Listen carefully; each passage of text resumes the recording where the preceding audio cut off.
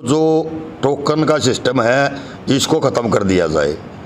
और जी एक ये है, जो किसान का पैसा है वो किसान के हाथ में आना चाहिए, ना कि उसके खाते में जाना चाहिए। हाँ, अपना सरकार मंडी में से अपना उठान नहीं कर रही है। अगर 2% भी नमी गेहूं के अंदर किसान की आ जाती है तो उसको तो कहते हैं सुखा दो। अभी अभी मीडिया के भाइयों ने जाके देखा मेरे साथ, खुले में जो अनाज खरीद रखा सरकार ने खुले में पड़ा है, क्या वो अनाज भीग नहीं रहा? क्या सरकार को इतना बड़ा खामियाजा भुगतना पड़ जाएगा अगर एक भी आदमी को किसान को हाथ लगा दिया? तो समझ में बात नहीं आऊगी सरकार के। हम खुले शब्दों से चैलेंज करते हैं सरकार को। हम बॉर्डर के ऊपर बैठे, एयर बॉर्डर के ऊपर बैठे रहेंगे, अगर किसी में हिम्मत है तो किसान का आकर वहां हाथ लगा दियो।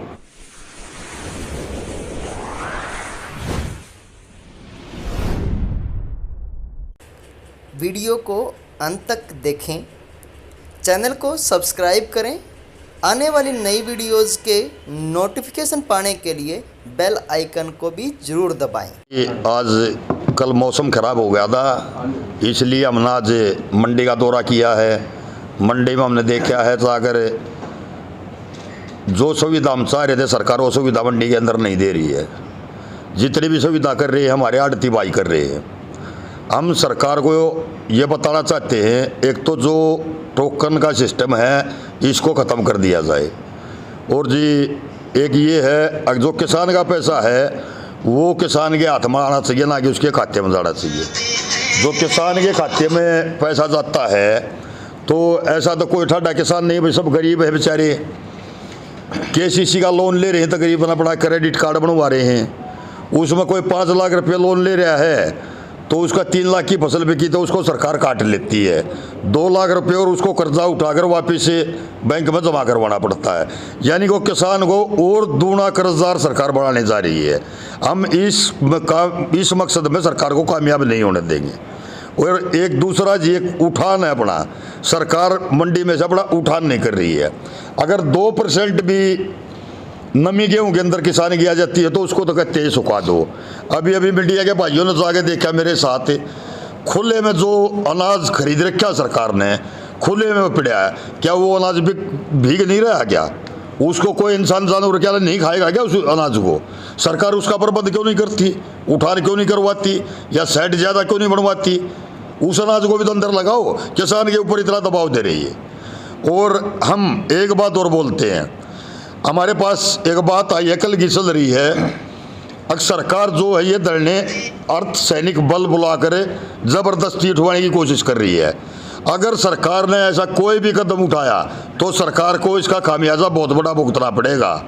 अर्धसैनिक बल में देखोगे आप, उसमें भी किसान के मजदूर के बेटे हैं। पुलिस प्रशासन में देखोगे उसमें किसान के मजदूर के बेटे हैं।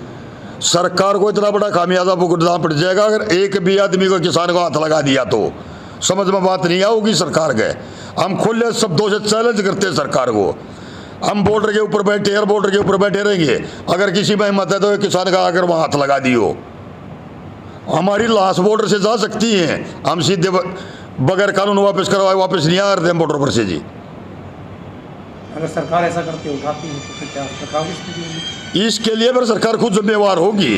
किसान मजदूर भाई व्यापारी भाई जिम्मेवार नहीं होगा। सरकार कोई ज़बरदस्ती करेगी तो खुद जिम्मेवार होगी। हम अपना शांति प्रिय तरीके से बड़े प्यार से अपना आंदोलन चालू रखेंगे।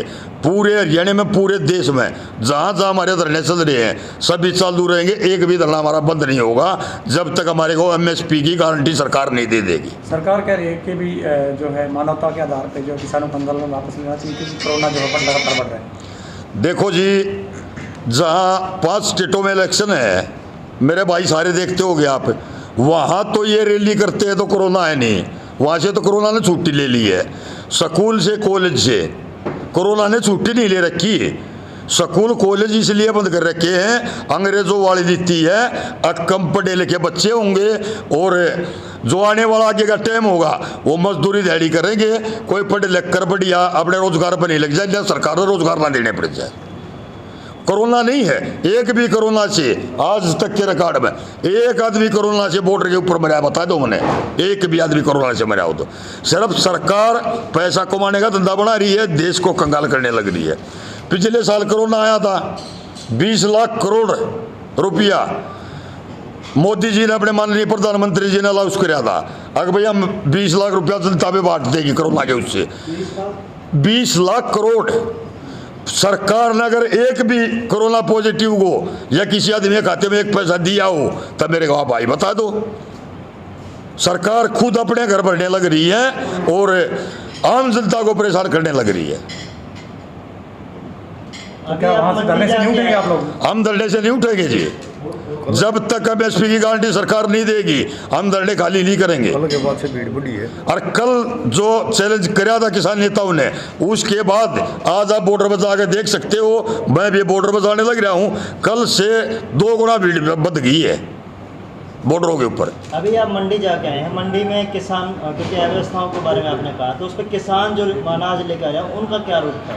देखो किसान भाई तो हमारे को ये कह रहे थे, अगर भाई आपका ही हमको सहारा है, सरकार हमारे को मारने को तुल रही है, पर लेकिन आप जैसे भाई हमारे साथ खड़े रहेंगे तो हम सरकार की इस जो मंशा उसको कामयाब नहीं होने देंगे। मजदूर भाइयों ने भी हमारे को यही कही है, जो तोल करते हैं भाई उनने भी यही कहिएगा हम आपके साथ खड़े हैं।